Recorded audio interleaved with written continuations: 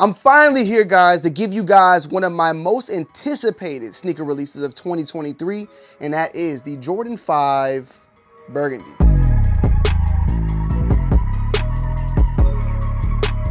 Now, I'm gonna be honest, bro. I shot yesterday a flip-flopper cop. Go and check it out. And I completely forgot this sneaker in the list, okay? So I'm gonna say this right now, that as far as anticipated sneakers go for the month of August, I probably would put this in at number 2 or number 3. Forgive me for even forgetting about mentioning this. Now, when we first got these officially in hands, first impressions, I went bad. I went in and called this the most disappointing sneaker release of mine in 2023 because it's one of the most anticipated sneaker releases for me in 2023. And the changes that have occurred to this shoe compared to its original release in 2006, there are some changes that kind of take away from it being for what it is supposed to be. And I just had some, big differences with that. There's some differences in the color, there's some differences in the material, and in my opinion, that definitely was a disappointment. However, for this review today, we're gonna talk about this shoe as it is, the shoe that it is. And we're not gonna try to compare it to its predecessor because, can I be honest? I don't even have the original one. But I will say, hopefully there's some comparison videos out there so you guys and girls can check those out to see the differences of these two sneakers, how it was in 2006 compared to how it is now in 2023. To give you guys a final comparison thought in my brain, like I stated, color seemed to be a little bit more saturated, a little bit more brighter on the original release, as well as the material seemed to have more of a satin type of shine to it. There's a look to the look of the suede when it was glistening in the light. It doesn't have, it gives some of that shine, but there was just seemed like it was a little bit more on the original Burgundy 5s in 2006. But now fast forward to August 12th, $225, we have the Jordan 5 Burgundy. And I gotta say right off the rip, as far as the shape of the shoe goes, it's kept that very similar recent changes of the shape of the Jordan 5, which they brought to the Jordan 5 to kind of mimic of its original release back in 1990. Beforehand, the toe box used to even go up, like almost curved up on the top of the shoe, whereas now the toe box cuts right at that part where it's starting to curve and go on the actual top of the toe box. The material used is of a suede, and it's a very decent suede. It's not a bad suede whatsoever. To compare it to something that's released in the recent past, I would say this is a very close resemblance of the Jordan 5 UNC that released a couple months back. I want to say a couple months back, right? Because damn, I want to say it's been a couple months, but I don't know if it was last year. It's just been so many damn shoes at this point that I forget. I mean, there's shoes literally releasing during the week that it just gets mind-boggling at times. But the material is very nice. It has a very nice look overall. You're definitely going to want to protect these, not be wearing them out and get something spilled on them, because it's definitely going to show.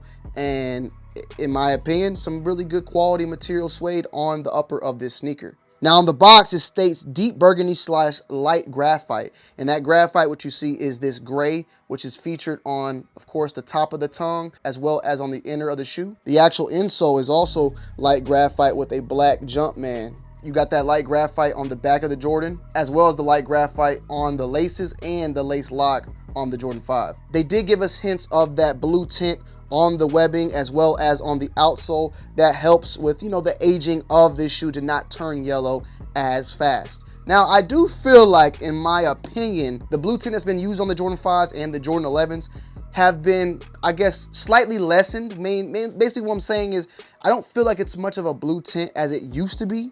I feel like it's more clear now, and let me just show you why. We have a Jordan 11 45 on the back with these released bro, my brain right now ain't working, bro. My brain ain't working. These released in 2018. So these are a good 4 years old. And the reason why I'm saying 2018, the production date say 2018 on it. But check it out. You see what I'm saying? There's not really much yellowing. You see a little bit of yellowing right here, right? And we're using that for that 2018. Then we have this Jordan 5 here. And this is the Jordan 5 OG colorway. These dropped maybe what? Let me see the date. These dropped in 2020. So the production date on this is 2018. The production date is on this is November 2019, which would mean it would probably have released in 2020. But look at these already. And you can see it's definitely bright because of the lights here. Let me just turn the lights off so maybe you could see better. Nah, you can't. But you can definitely see that there is some yellowing on this netting as well as on the tongue as well. And the bottom, just check it out. The bottoms, however, they do look a little bit more bluer, in my opinion, compared to that of the 11s. Like I said, these are more newer shoes. I would expect these to be a little bit more yellow, you know, but for something that don't even touch the ground, the netting on the sides and the tongue, they are definitely yellowing already over time. So for my opinion, I just feel like they might be slightly lessening up on that. This could be just a mind game, tricks being played on me, so don't take what I'm saying to full, like, just facts. But it is something I am noticing, that it just seems like we're getting less and less of that blue tint. And in reality, back in 2006, a lot of the shoes had the clear bottoms. All the, you know, original Jordan 11s came with clear bottoms. The blue tint is something that they've done recently new to help, you know, prolong the yellowing that happens on clear bottom, gum bottom, whatever type of, you know, sneakers that have that clear sole. Of course, you have the 3M on the tongue, the Burgundy Jumpman on that as well. This is a size 8 actually, and I typically go 8.5 and 9 when it comes to 5s. I was just not able to get my size. The size 8 though does feel great. Actually, the size 8 looks great, and I like my sneakers to look full in a way. Like, the more snug a shoe is, the less likely it's going to crease. The less likely that, you know, this less likely creasing because the whole shoe's occupied more. My foot ain't growing anytime soon, so at the same time, I just like a snug fit, and I like for my feet to break in the shoe, and rather than, you know, have a shoe that has a whole bunch of space and air in it, because all that space and air, it just leads for the material of the shoe to crumble in on that air. Whereas if it's snug, it's not going to more than likely crumble on it. It's going to be, you know, wrapped around your actual foot. So my main thing is, am I going to go up to 8.5? I don't know. I might just keep this 8 and just let it rock out. I don't have no issues when I was rocking it whatsoever. The paint on the midsole, great. You have, of course, the graphite with the splatter of the burgundy and a very well paint job, you know what I'm saying? That's something to always keep in mind and, you know, make sure you're paying attention to. I don't really see like any paint errors happening on Jordans lately. This used to be a big issue back in the day, 2015, 16, 17. A lot of the paints on the midsole were just trash, you know, at times. They've seemed like they've gotten that down pat, and for the most part, it's pretty much been solid. I like this shoe. As much gripe I've given it, I'm going to be keeping it. This is definitely a shoe that will be in my collection, and you know, I'm gonna give it a chance. Basically, I'm gonna keep it, I'm gonna rock it, and I don't see myself selling this one anytime soon. This isn't something that's gonna be on 2wild's closet within a week or so, but 2wild's closet, whole bunch of new items on there. Go and check it out, ASAP Rocky.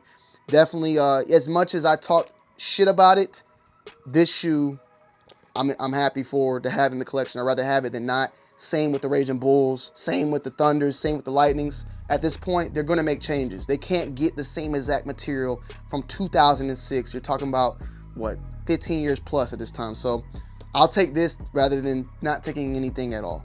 So this one is a must cop for me. I'm really looking forward to seeing how the sneaker game takes the $225 price point on this shoe, because it is pushed up. UNC 5s were $225 also, and for the most part, they sold out. You might think you can hold on and get them at a discounted rate. You probably can, but for the most part, UNC 5s pretty much flew. I expect these to do the same. Perfect fall time sneaker. So, yeah. Let me know you guys' thoughts and opinions down below in the comment section. I love y'all. I appreciate y'all. And I'm going to end you guys off with the on foot. I'm out. Peace.